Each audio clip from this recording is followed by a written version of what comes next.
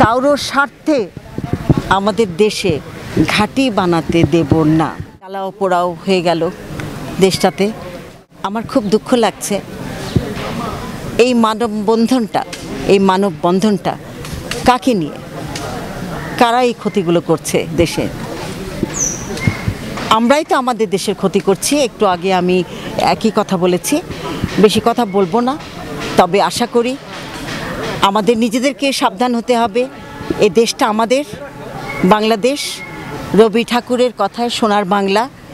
সোনার বাংলাকে আপনারা এমন কোনো কাজ করবেন না, সেটা মর্যাদাটা, বাংলাদেশের মর্যাদাটা থাকবে না। আপনারা এভাবে যদি নিজের দেশকেই নিজের ক্ষতি করি, আমরা সম্পদের ক্ষতিটা কার হচ্ছে? একটা বাস পড়ছে, সেদিন আমি একটা ফেসবুকে দেখলাম একজন ড্রাইভার চিৎকার করে কাঁদছে, আমার সিএনজিটা পুড়ে গেল, আমি কি নিয়ে চলবো, কিভাবে খাবো? একটু কি কষ্ট লাগলো না আপনাদের? যেই কাজটা করেছে, যারাই কাজটা করছে তারা তো রাজনীতিবিদ না, তাদেরকে ভাড়া করে এই কাজটা করাচ্ছে। ধরা পড়েছে তো, তাই না? তো কেন আমরা এত অধৈর্য হয়ে যাচ্ছি? কিসের জন্য? এই 15 বছরে কি এই দেশকে এই সরকার কিছুই দেয়নি? হাতের 5টা আঙ্গুল কিন্তু সমান হয় না। ভালো মন্দ মিলিয়ে কিন্তু একটা সরকার চলে। আমরা খালি ভালোটাই চাবো, আর ভালোটা পেয়েও সমালোচনাই করে যাব। কেন? আমরা কি একটু বুঝতে পারছি না এই দেশটা আমাদের? এই সরকার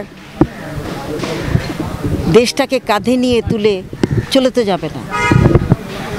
যতটুকু উন্নতি হয়েছে সেটা কি আমাদের একটু প্রশংসা পাবার যোগ্যতা রাখে না এই সরকার?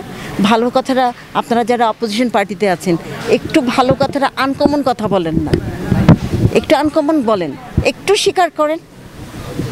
সারা জীবন তো এই সরকার থাকবে না। যদি থাকেও অসুবিধা, আমার দেশ তৈরি হোক। এই দেশ যত উন্নতি হবে, আমাদের আর্থিক উন্নতি তো হবে। দেশ যখন উন্নতি হবে, বাইরের থেকে আমাদের রেমিটেন্স আরও আসবে, বাইরে থেকে এখানে ব্যবসা হবে। অলরেডি কথা চলছে। তবে আর যাই হোক, কারোর স্বার্থে আমাদের দেশে ঘাঁটি বানাতে দেব না। বুঝতেই পারছেন কার কথা বলছি, কোন দেশের কথা বলছি? না, সেটা হবে না। এটা আমাদের দেশ, আমাদের বাংলাদেশ।